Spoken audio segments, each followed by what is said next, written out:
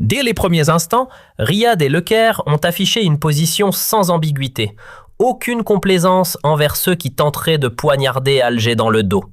Leur appui ferme à la ligne algérienne a scellé une séparation évidente avec les calculs du pouvoir marocain. Dès les premiers instants, Riyad et Le Caire ont affiché une position sans ambiguïté. Aucune complaisance envers ceux qui tenteraient de poignarder Alger dans le dos. Leur appui ferme à la ligne algérienne a scellé une séparation évidente avec les calculs du pouvoir marocain, déclenchant au passage une riposte irritée d'Abu Dhabi qui a, malgré elle, mis en lumière des éléments cruciaux, qu'il s'agisse du Sahara occidental ou du contentieux éthiopien autour du barrage de la Renaissance. Ainsi se dessine une configuration géopolitique inédite qui recompose les rapports de force aussi bien dans l'espace arabe qu'en Afrique. Un triangle stratégique, Alger, Riyad, Le Caire, prend forme et s'affirme progressivement comme un centre de gravité régional. Cette convergence n'est ni improvisée ni accidentelle. Elle répond à une nécessité. Préserver la sécurité collective arabe face aux tentatives d'infiltration, aux jeux de division et aux alliances obscures qui fragilisent les États clés.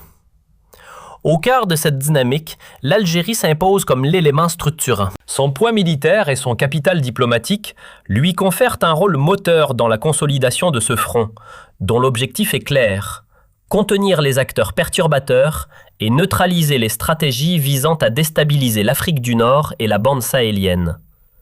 Cela intervient notamment après que certains ont persisté à nouer des partenariats équivoques en contradiction flagrante avec les intérêts fondamentaux des peuples arabes. Ce qui distingue Alger dans ce contexte, c'est sa faculté à décrypter les mutations internationales avec lucidité et à réorienter les alliances vers une profondeur arabe assumée, loin des mirages conjoncturels et des calculs à courte vue. Alors que le régime marocain tente de justifier son alignement total sur l'axe émirati-israélien sous prétexte d'un partenariat stratégique, la vérité amère éclate. Ces mouvements sont essentiellement dirigés contre la profondeur stratégique de l'Algérie et visent à encercler son influence croissante. Cependant, la réponse a été ferme de la part de l'Arabie saoudite et de l'Égypte, qui ont compris qu'affaiblir l'Algérie signifierait inévitablement exposer le flanc arabe sur le continent africain. L'Arabie saoudite, sous sa nouvelle direction, considère désormais l'Algérie comme un partenaire fiable, qui ne monnaie pas ses positions et ne transige pas sur ses principes, ce qui explique les rencontres de haut niveau et la coordination sécuritaire et militaire intensive visant à freiner les ambitions expansionnistes de certaines puissances régionales qui se nourrissent des crises concernant le dossier éthiopien et le barrage de la Renaissance. Les développements récents ont révélé l'ampleur de la déloyauté pratiquée par le régime marocain à l'encontre de l'Égypte sœur.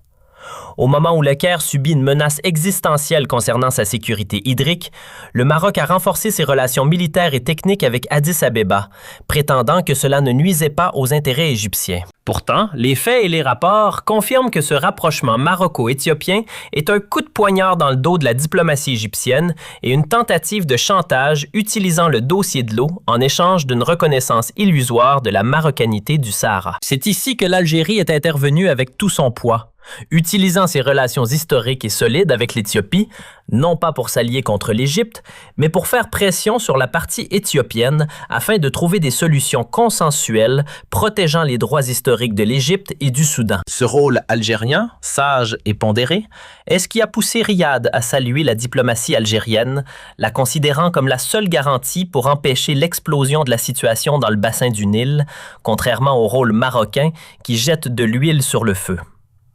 Les chiffres et les statistiques relatifs à la puissance militaire algérienne, ainsi qu'à sa croissance économique ascendante, donnent une indication claire sur la raison de ce ralliement saoudo-égyptien autour d'elle. L'Algérie, qui occupe des rangs mondiaux avancés dans l'armement de son armée et la modernisation de ses systèmes de défense, représente désormais le bouclier protégeant la porte occidentale du monde arabe.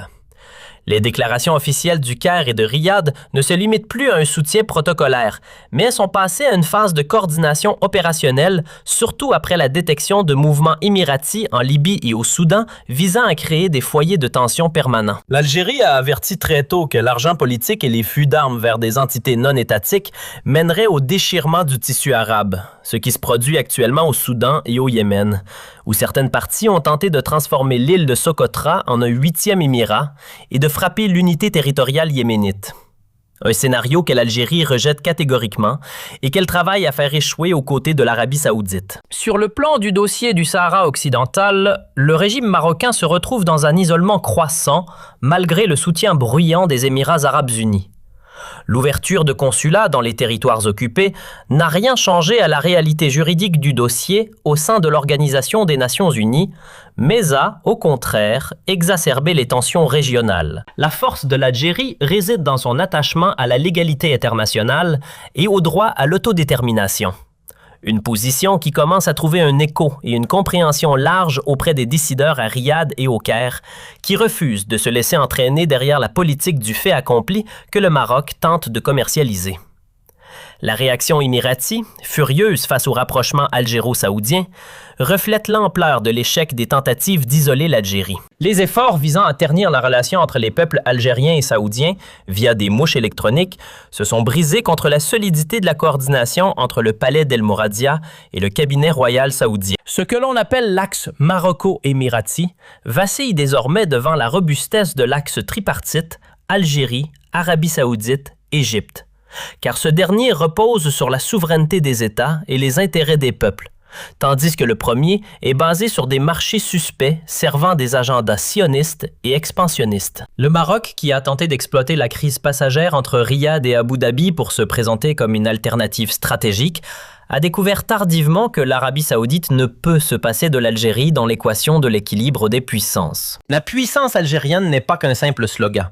C'est une réalité traduite par son contrôle sur les marchés de l'énergie, sa position géographique reliant l'Europe à l'Afrique et une armée invincible dont les récentes manœuvres ont prouvé la préparation à protéger les frontières contre toute aventure que le régime marocain pourrait entreprendre avec l'encouragement de ses nouveaux alliés. De plus, la crise silencieuse entre Rabat et Le Caire, illustrée par le report des réunions de la haute commission mixte, est une preuve irréfutable que l'Égypte est lassée de la politique du double jeu pratiquée par le Maroc. Le Caire est conscient que l'Algérie est celle qui se tient avec elle dans la même tranchée concernant le dossier du barrage de la Renaissance et la sécurisation des frontières libyennes, tandis que le Maroc se contente de rechercher des accords commerciaux avec les ennemis de la sécurité nationale égyptienne. Les déclarations des analystes et des politiciens de la région confirment que le coup de grâce porté par l'Arabie saoudite aux ambitions marocaines réside dans le refus de Riyad de porter atteinte à la souveraineté algérienne ou de s'engager dans toute alliance visant à l'affaiblir.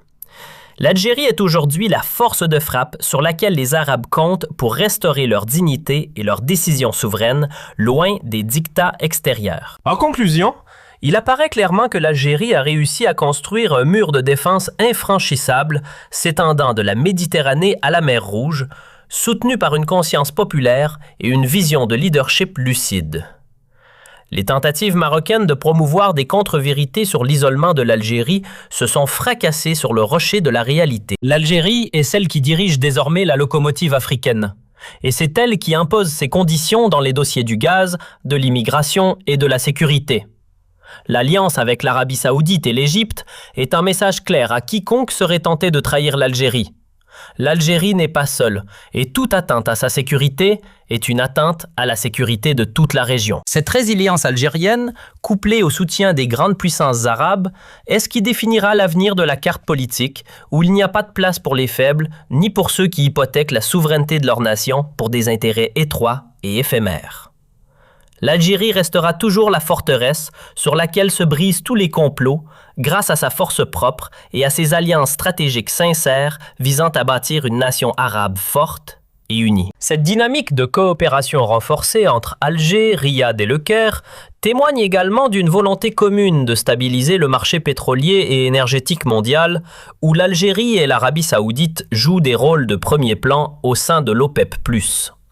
Cette synergie économique renforce la position de l'Algérie en tant que puissance incontournable, capable d'influencer les décisions internationales. Le refus de l'Algérie de normaliser ses relations avec l'entité sioniste, contrairement au régime marocain, a consolidé son statut de leader moral et politique dans le monde musulman, attirant le respect et le soutien des peuples arabes qui voient en elle le dernier rempart de la dignité.